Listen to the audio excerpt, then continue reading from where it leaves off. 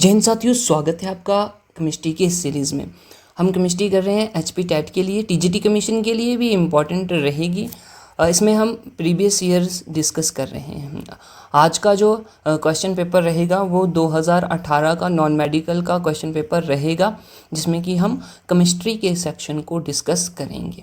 तो चलिए शुरू करते हैं आज के क्वेश्चंस।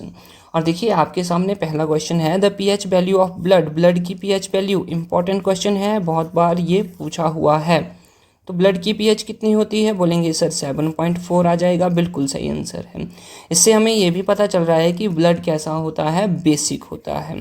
क्योंकि अगर मैं बात करूँ 0 से लेके 7 से पीछे पीछे हमारा एसिडिक हो जाता है, एसिडिक, और 7 से लेके 14 के बीच में क्या हो जाता है, बेसिक हो जाता है। और इसी तरह अगर मैं 7 की बात करूं तो 7 पे आ जाता है न्यूट्रल। चलिए आगे बढ़ते हैं। Gun metal is an alloy of. Gun metal, gun में जो मेटल यूज़ किया जाता है वो किसका अलॉय होता है?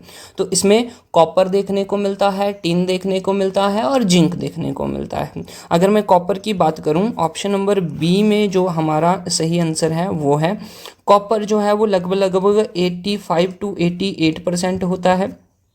और जिंक की बात की जाए तो जिंक 5 से लेके 2 से लेके 5 तक, ये कह सकते हैं 2 to 5% होता है। और बाकी का जो बचा वो हमारा क्या होता है, टिन होता है, लगभग 10% के आसपास। तो इसका आंसर ऑप्शन नंबर बी बिल्कुल सही हो जाएगा, कॉपर, टिन एंड जिंक। अगला क्वेश्चन देखिएगा, which of the following is called pearl ash. इनमें से किसको पर्ल एस कहा जाता है? ये भी एक इम्पॉर्टेंट क्वेश्चन है। अब देखो, पर्ल एस ये बोला जाता है पोटाशियम कार्बोनेट को। ऑप्शन नंबर सी जो है इस प्रश्न का सही आंसर हो जाएगा। पोटाशियम कार्बोनेट इस प्रश्न का बिल्कुल सही आंसर हो जाएगा। कैल्शियम कार्बोनेट की बात करेंगे तो कैल्शियम कार्बोनेट हमारा मार्बल में देखने को मिलता है, हमारा लाइम में देखने को मिलता है। कैल्शियम कार्बोनेट चौक में भी, ये भी प्रश्न पूछा जाता है कि चौक में क्या प्रेजेंट होता है, तो वहाँ पे भी कैल्शियम कार्बोनेट का आंसर आ जाएगा। उसके बाद ऑप्शन नंबर ए में क्या है, सोडियम कार्बोनेट है। सोडियम कार्बोनेट को हम और क्या बोल देते हैं, तो बोलेंगे सर वॉशिंग सोडा। इसको क्या बोला जाता है? इसको बोला जाता है वॉशिंग सोडा। और सोडियम बाइकार्बोनेट NaHCO3 की बात करेंगे तो ये क्या हो जाता है, हमारा बेकिंग पाउडर हो जाता है। इनकी अपनी अपनी बोलेंगे यूजेस हैं, तो यूजेस भी एग्जाम में पूछे जाते हैं। अब क्वेश्चन नंबर 4 की तरफ मूव करते हैं। What is carbogen. कार्बोजन क्या होते हैं? What is carbogen. देखो कार्बोजन की बात करूं तो ये मिक्सचर होता है जिसमें कि कार्बन डाइऑक्साइड और ऑक्सीजन हमें देखने को मिलती है। कार्बन और oxygen, a mixture of carbon dioxide and oxygen. Option number C जो है बिल्कुल सही हो जाएगा, ये कार्बोजन होता है। ध्यान में रखिएगा इस प्रश्न को। चलिए आगे बढ़ते हैं। क्वेश्चन नंबर 8 की बात, क्वेश्चन नंबर 5 आ गया। अभी 5 देखिएगा, which of the following is not a green house gas. इनमें से ग्रीन हाउस गैस कौन सी नहीं है? ध्यान देना, कौन सी इनमें से ग्रीन हाउस गैस नहीं है। अगर मैं मेजर ग्रीन हाउस गैसेस की बात करूं तो हमें कार्बन डाइऑक्साइड देखने को मिलती है, हमें मीथेन देखने को मिलती है और H2O यानी कि वाटर वेपर्स देखने को मिलते हैं। ठीक हो गया। तो यहाँ पे देखिएगा हमारे पास मीथेन भी दिया हुआ है, वाटर वेपर भी है, और ओजोन 3 O3 अरे भाई ओजोन बनी ही किससे है? O3 से बनी हुई है। तो ओजोन O3 भी क्या होगी? ग्रीन हाउस गैस होगी। लेकिन ये जो कार्बन मोनोऑक्साइड है ये एक ग्रीन हाउस गैस नहीं है। इसका आंसर जो है वो ऑप्शन नंबर ए हो जाएगा। ठीक है, ये बहुत ही कम ग्रीन हाउस इफेक्ट देती है, इसलिए इसको ग्रीन हाउस गैस की मेजर कैटेगरी में नहीं डाला जाता है। आगे देखें, नेक्स्ट क्वेश्चन देखेंगे। The angular momentum of 4p electron is.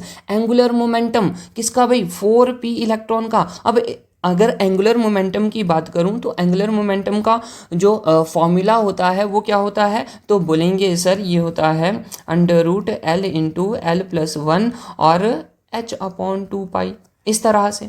ठीक है जी। तो अब P जो हमारा P ऑर्बिटल है उसके लिए L की वैल्यू कितनी होती है? S के लिए होती है 0 और P के लिए होती है 1, D के लिए होती है 2 और F के लिए होती है 3।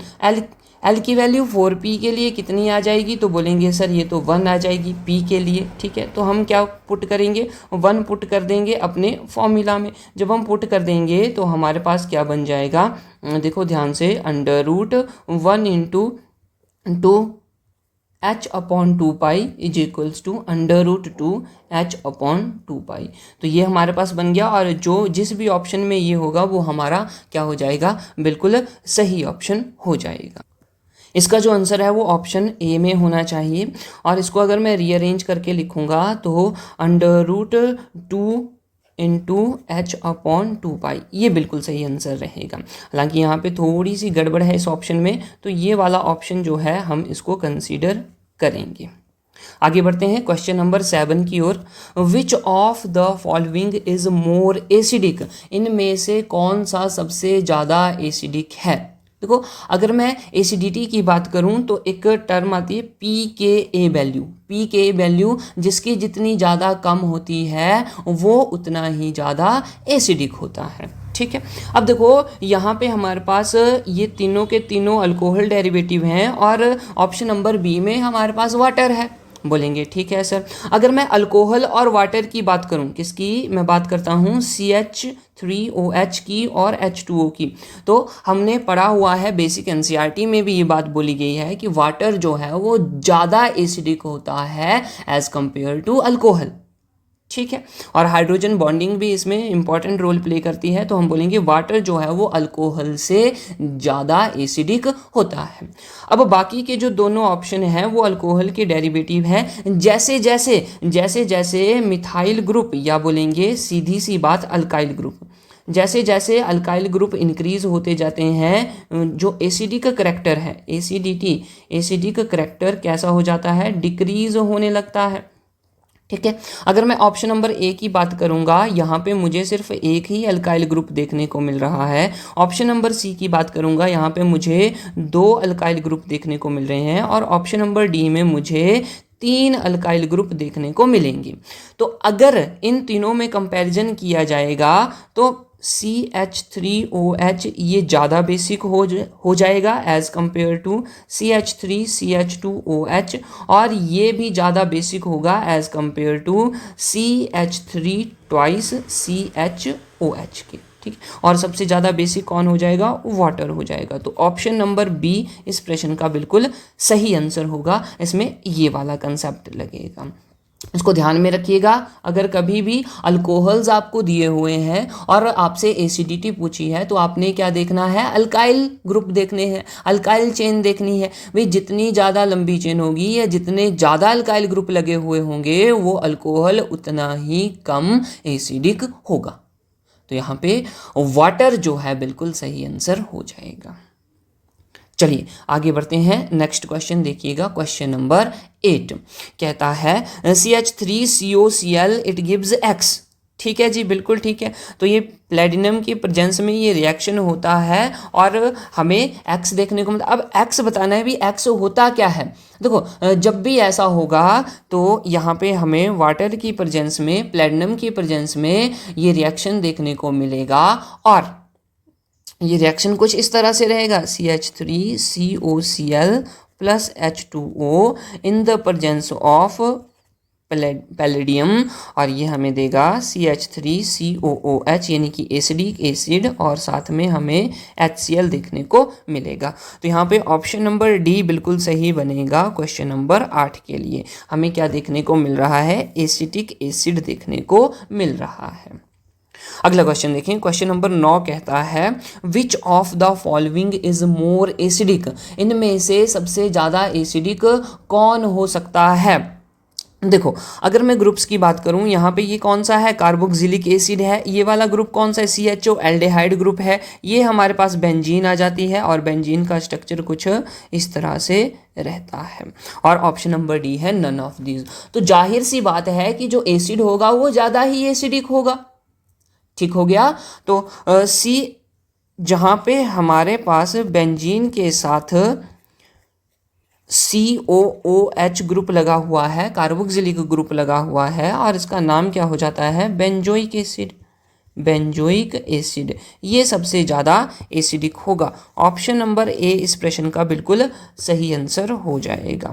और अगर मैं ऑप्शन नंबर बी की बात करूं, ऑप्शन नंबर बी ये क्या बनता है, ये बेंजल्डिहाइड बनता है। बेंजीन के ऊपर क्या लगा हुआ है, एल्डिहाइड ग्रुप लगा हुआ है, तो इसको क्या बोलते हैं, बेंजल्डिहाइड बोलते हैं। तो इसको भी आप ध्यान में रखिएगा। चलिए अगला क्वेश्चन पूछते हैं। अगला क्वेश्चन पूछ रहा है, which substance is used as moderator in nuclear reactor. इनमें से कौन सा मॉडरेटर की तरह काम करता है न्यूक्लियर रिएक्टर में। ओके, बोलेंगे बिल्कुल ठीक है सर।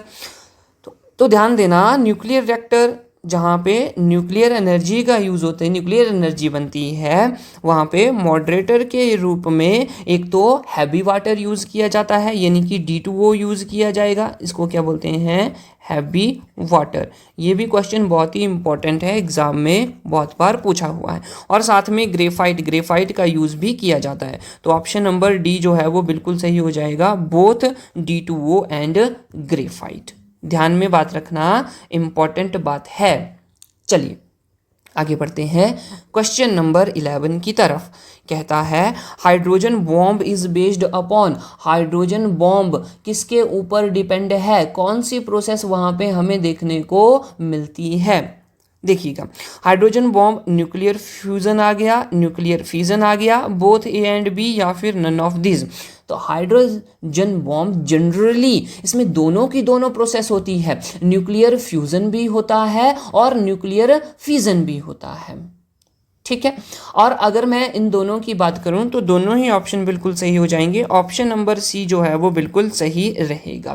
ध्यान रखना, हाइड्रोजन बॉम्ब में दोनों की दोनों प्रोसेसेस यूज होती हैं। इसी तरह एग्जामिनर क्वेश्चन भी पूछता है कि सन में कौन सी प्रोसेस होती है, न्यूक्लियर फ्यूजन होता है या न्यूक्लियर फिजन होता है। तो इसको भी ध्यान में रखिएगा, वहां पे न्यूक्लियर फ्यूजन हमें देखने को मिलता है। ओके, तो दोनों के दोनों इसमें सही रहेंगे। आगे देखते हैं, अगला प्रश्न आ जाता है क्वेश्चन नंबर 12। देखो, which one is called Epson salt. भाई हमने बहुत बार इसको भी डिस्कस किया है। इप्सम साल्ट क्या होता है, बोलेंगे सर ये तो मैग्नीशियम सल्फेट और साथ में वाटर आ जाएगा। और वाटर कितने होते हैं, हेप्टा यानी कि 7 होते हैं, 7। हेप्टा हाइड्रेट इसको बोलेंगे, हेप्टा हाइड्रेट। तो 7, ऑप्शन नंबर ए जो है वो बिल्कुल सही हो जाएगा, मैग्नीशियम सल्फेट हेप्टा हाइड्रेट, ये होता है इप्सम साल्ट। इंपॉर्टेंट क्वेश्चन है भैया, ध्यान में रखना। आगे बढ़ें, क्वेश्चन नंबर 13 की तरफ आ जाते हैं। विच of the following has highest lattice enthalpy. किस में सबसे ज़्यादा लैटिस एंथैल्पी होती है। अब ये लैटिस एंथैल्पी क्या होती है, देखो जब भी हमारा लैटिस बनता है या लैटिस को तोड़ने के लिए जो एनर्जी चाहिए वो लैटिस एंथैल्पी कहलाती है। और ये किसके ऊपर डिपेंड करती है, स्मॉल साइज ऑफ आयंस के ऊपर डिपेंड करती है। तो यहाँ पे देखो हमारे पास है sodium chloride, potassium chloride, lithium chloride और सीजियम क्लोराइड। अगर हम डाउन द ग्रुप जाते हैं, सारे के सारे ग्रुप 1 के एलिमेंट हैं, ग्रुप 1 के एलिमेंट हैं। सबसे पहले हमारे पास क्या आ जाएगा, लिथियम आ जाएगा, फिर सोडियम आ जाएगा, फिर पोटाशियम आ जाएगा, फिर सीजियम आ जाएगा। जैसे जैसे हम नीचे की तरफ जाते हैं तो हमारा आयन का साइज इंक्रीज होता जाता है। और अगर आयन का साइज इंक्रीज हो रहा है तो लैटिस एनर्जी डिक्रीज हो जाएगी, लैटिस एंथैल्पी डिक्रीज हो जाएगी। जिस आयन का साइज सबसे छोटा होगा उसकी लैटिस एंथैल्पी भी क्या होगी, हाई होगी, लैटिस एंथैल्पी हाई हो जाएगी। ठीक है, बोलेंगे ठीक है। तो सबसे ज़्यादा हो जाएगी लिथियम क्लोराइड की। ऑप्शन नंबर सी इस प्रश्न का बिल्कुल सही आंसर होगा। ठीक है जी, बोलेंगे बिल्कुल ठीक है। आगे बढ़ते हैं, क्वेश्चन नंबर 14 की तरफ आते हैं। Which isotope of hydrogen is radioactive in nature. बहुत ही आसान सा क्वेश्चन है और इम्पोर्टेंट भी है। कौन सा, तो बोलेंगे सर जो ट्रिटियम होता है, यानी कि H13, जहाँ पे हमें ये हाइड्रोजन का आइसोटोप देखने को मिलता है। यहाँ पे एटॉमिक नंबर तो वही सेम रहता है, कितना, बोलेंगे 1, लेकिन लेकिन जो मास नंबर है वो चेंज हो जाता है और मास नंबर आ जाता है 3। तो आइसोटोप वही होते हैं जिनका एटॉमिक नंबर तो सेम होता है लेकिन मास नंबर या एटॉमिक मास डिफरेंट होता है। तो इसका आंसर ऑप्शन नंबर सी बिल्कुल सही हो जाएगा, दैट इज ट्रिटियम। ट्रिटियम जो है वो रेडियो एक्टिव होता है नेचर में। और उसके बाद अगर मैं बात करता हूँ ड्यूटेरियम की, तो यहाँ पे हमें ये क्या देखने को मिलता है, H12, इसका एटॉमिक मास 2 होता है, ठीक है। और ड्यूटेरियम से ही हमारा D2 वो भी बनता है, जो कि हमने पिछले क्वेश्चन में भी डिस्कस किया कि ये हैवी वाटर है और ये न्यूक्लियर रिएक्टर में एज ए मॉडरेटर की तरह काम करता है। चलिए आगे बढ़ते हैं, क्वेश्चन नंबर 15 की तरफ आते हैं। कहता है in the periodic table the element with highest electronegativity is, कि पीरियोडिक टेबल में सबसे ज़्यादा इलेक्ट्रोनेगेटिविटी किसकी होती है। तो सिंपल सी बात है, सबसे ज़्यादा फ्लोरीन की होती है, हैलोजन की सबसे ज़्यादा होती है, और हैलोजन्स में भी अगर मैं बात करूं तो फ्लोरीन की सबसे ज़्यादा होती है, इसका स्मॉल साइज होता है। और अगर पॉलिंग स्केल में हम इलेक्ट्रोनेगेटिविटी को देखें, यहाँ से एक और पॉइंट है कि इलेक्ट्रोनेगेटिविटी कैसे मापी जाती है, ठीक है। तो उसके लिए हम एक स्केल यूज़ करते हैं और उस स्केल का नाम है पॉलिंग स्केल, पॉलिंग स्केल, ठीक है। और पॉलिंग स्केल पे जो फ्लोरीन की वैल्यू आती है वो आती है 3.98, ये भी आप ध्यान में रखिएगा। तो आज के इस वीडियो में हम 15 क्वेश्चन कर रहे हैं, आगे के 15 क्वेश्चन हम नेक्स्ट वीडियो में करेंगे। और ध्यान रहे कि ये जो एग्ज़ाम है ये कौन सा है, नॉन मेडिकल का 2018 का एग्ज़ाम है। तो अपनी तैयारी बेहतरीन तरीके से चलाए रखिएगा। अगर आप पेड कोर्स ज्वाइन करना चाहते हैं, जो कि एक रिकॉर्डेड कोर्स रहता है, जो मात्र आपको 900 रुपये में मिल रहा है, जिसमें कि सारे के सारे सब्जेक्ट कवर हो रहे हैं, पांचों के पांचों कवर किए जा रहे हैं, और आपको MCQs वहाँ पे देखने को मिलेंगे, टेस्ट्स आपको देखने को मिलेंगे। तो अगर आप ज्वाइन करना चाहते हैं तो आप बिल्कुल कॉन्टैक्ट कर सकते हैं हमारे साथ, आप हमें व्हाट्सएप कर सकते हैं 8894575636 के ऊपर, ठीक है जी। चलिए तो मिलते हैं नेक्स्ट वीडियो में। जय हिंद।